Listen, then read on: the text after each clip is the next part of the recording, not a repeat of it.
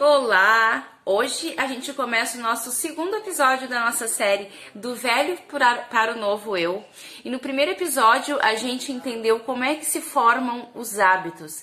A gente entendeu que o conhecimento é para a mente, a experiência é para o corpo e a repetição ela cria o hábito.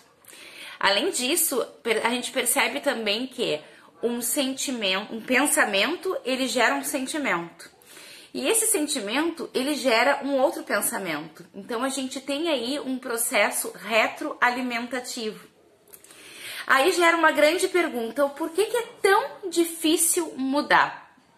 Entendendo essa pontinha do iceberg. A gente costuma ter, em média, de 60 a 70 mil pensamentos por dia. E desses 60 a 70 mil pensamentos por dia, 90% deles são os mesmos pensamentos do dia anterior.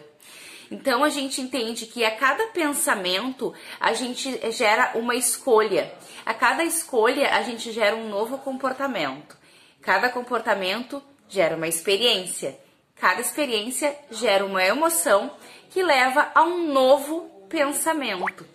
O que a gente pode entender com isso é que se 90% desses pensamentos eles são os mesmos dos dias anteriores, isso quer dizer que as nossas escolhas também são as mesmas do dia anterior. Ou seja, a nossa biologia, os nossos circuitos neurais, eles permanecem sempre os mesmos. E é isso que forma a nossa personalidade. É o nosso conjunto de hábitos, é o nosso conjunto de escolhas, é o nosso conjunto de pensamento que tendem a se repetir, então, 90% deles durante todos os dias. Então, a partir desse momento, a gente percebe que para a gente conseguir mudar uma realidade, a gente precisa fazer toda uma mudança de pensamento, uma mudança de hábitos, uma mudança de comportamentos do subconsciente. E ainda não para por aí. A gente precisa também fazer uma análise das nossas emoções, porque essas emoções, elas nos permanecem as experiências passadas. Todas as emoções que a gente repete ao longo dos dias são todas emoções registradas lá no passado, que a gente vem repetindo aí 90% delas todos os dias. Então a gente precisa decidir dentro dessas emoções se a gente deseja, como a gente já trouxe elas do passado para o presente, se a gente deseja também levar elas para o futuro. Porque é esse processo que vai compor o processo de reprogramação mental, que é o que vai promover verdadeiramente uma mudança de vida, uma mudança de hábitos, uma mudança de escolhas, uma mudança de vida, porque tudo que a gente tem dentro é o que a gente cria para fora. A nossa realidade externa, ela é fruto da nossa realidade interna. Então, para a gente mudar a nossa realidade externa, a gente precisa gerar uma mudança interna dos nossos comportamentos, dos nossos hábitos e das nossas emoções e das nossas crenças também. Então, se 90% dos pensamentos são repetidos, os nossos comportamentos também são repetidos e as nossas emoções também. E isso estimula o mesmo circuito neural constantemente. E tem um princípio da neurociência que diz que células que disparam juntas, elas permanecem juntas. Então, o processo dos pensamentos, comportamento, ações e emoções, eles criam um mesmo padrão finito. Então, é um processo retroalimentativo, não é só a questão de um pensamento e um sentimento gerar um pensamento, mas é todo esse processo que a gente tem de emoções e de comportamentos que trabalham continuamente num processo idêntico dia após dia, que geram para nós sempre os mesmos resultados. Tu já parou para observar a tua volta, ou até mesmo a tua própria vida, como as coisas sempre se repetem e sempre acontecem tudo da mesma forma? A causa está aí. É porque os registros neurais, os registros de comportamentos e emoções, eles são os mesmos. Então, ele acaba sempre gerando os mesmos resultados. E isso cria, para nós, uma assinatura neural. Isso na linguagem da neurociência. Então, a gente tem uma assinatura neural, ou seja, repetições de hábitos, comportamentos e emoções. Já no conceito da física quântica, a gente entende que, como tudo é energia, a gente entende que dentro desse circuito, a gente tem uma assinatura vibracional, uma assinatura energética. No conceito da neurociência, uma assinatura neural. No conceito da física quântica, uma assinatura energética. Tu pode observar que os conceitos são linguagens diferentes, mas eles sempre casam no mesmo conceito.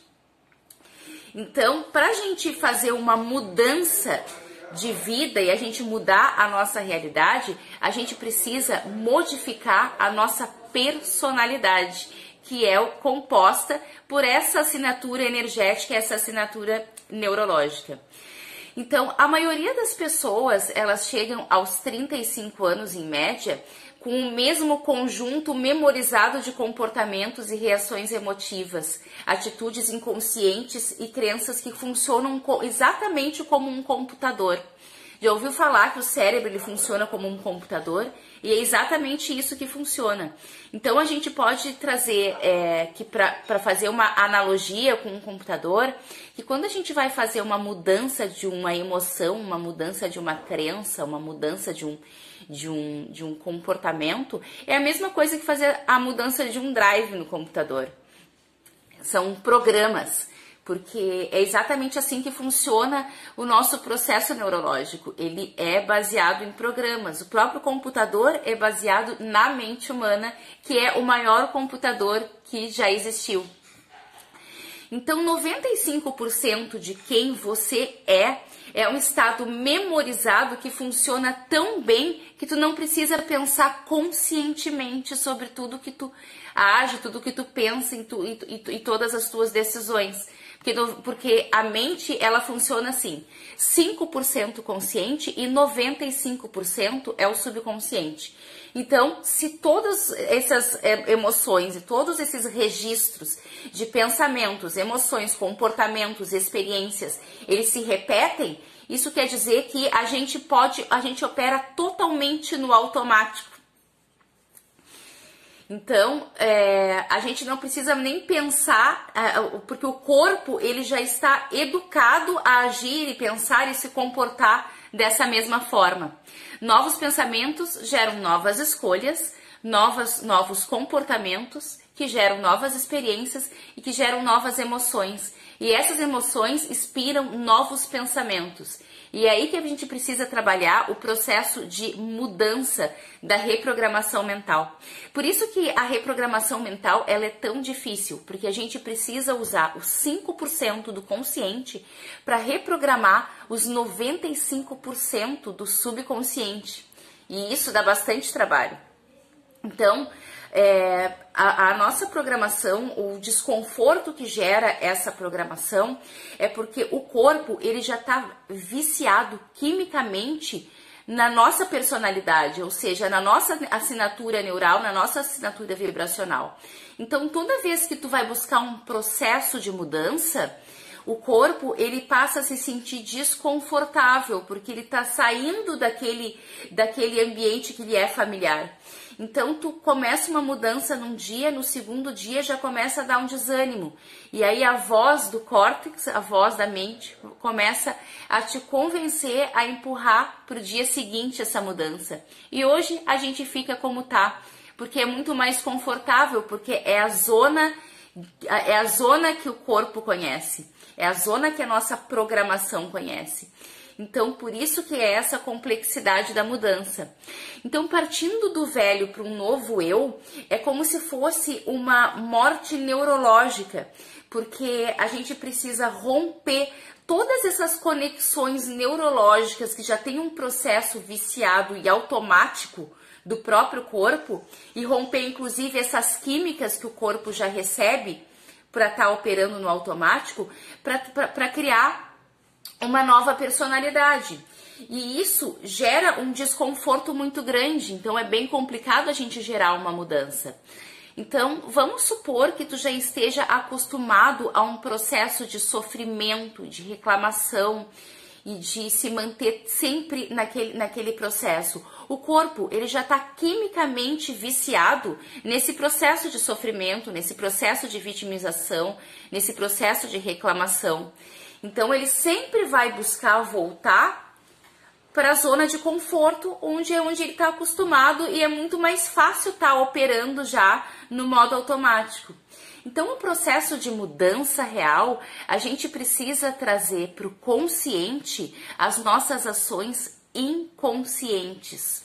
É quando tu traz o inconsciente para o consciente para aí começar a provocar uma mudança. E existem formas da gente fazer isso. E uma das formas é através do processo meditativo. Porque através do processo meditativo, a gente começa a silenciar e aí começa a surgir, a sair lá do fundo, todos aqueles comportamentos viciados, aqueles pensamentos viciados sobre o que já está operando no automático, e a gente consegue identificar melhor. E também é nesse momento que a gente consegue pensar sobre quem a gente quer ser. Quando a gente silencia todos os ruídos mentais e ruídos físicos à nossa volta e começa a tranquilizar a mente e levar a mente para um estado teta. É nesse momento em que a gente consegue identificar, trazer para o consciente o inconsciente e começar a criar aquilo que a gente realmente deseja. Aí a gente começa a pensar qual é a melhor versão de nós mesmos, o que a gente realmente gostaria de ser, o que a gente realmente gostaria de mudar. Aí a gente passa a ensinar o futuro no agora. Porque se tu começa a criar uma imagem do futuro na mente, a gente começa a repetir sistematicamente esse processo de ver essa imagem do futuro. E ao repetir sistematicamente essa visualização do futuro, essa imagem do futuro, a gente vai começar a gerar um sentimento sobre essa imagem, através do processo de repetição sistemática. E aí a gente começa a jorrar para o nosso corpo uma química de satisfação sobre aquela imagem que a gente está visualizando. É como se a gente criasse mais ou menos uma lembrança do futuro. E aí a gente começa a ensinar quimicamente o nosso corpo com as sensações daquela versão que a gente deseja ser. A gente traz o futuro para o presente. Então, o processo de mudança, ele é uma desconstrução do velho para a construção de uma nova programação mental. Resumindo, a gente precisa tornar consciente o inconsciente, onde tu vai identificar todos os teus pensamentos e todas as tuas crenças. E além disso, precisa identificar todas as emoções que te deixam preso no passado para promover aí uma cura dessas emoções. E em terceiro passo, identificar o que tu realmente deseja criar para o futuro, que é para poder começar a construção dessa imagem. Então, o segredo não é esperar estar curado para se sentir curado. Não é esperar ter a abundância para se sentir abundante. Tem que primeiro se sentir curado para depois estar curado. Tem que primeiro se sentir abundante para depois ser abundante. A gente precisa trazer pro agora o futuro que a gente deseja. E é amanhã que a gente vai falar mais detalhadamente sobre como é que funciona esse processo no nosso terceiro episódio. Se tu ainda não te inscreveu no link que tá lá na bio, te inscreve lá para receber todos os episódios com antecipação. Um beijo no coração e não esquece de marcar os teus amigos aqui para que eles também acessem essas informações e que também possam promover uma mudança interna neles. Um beijo no coração e até o próximo vídeo.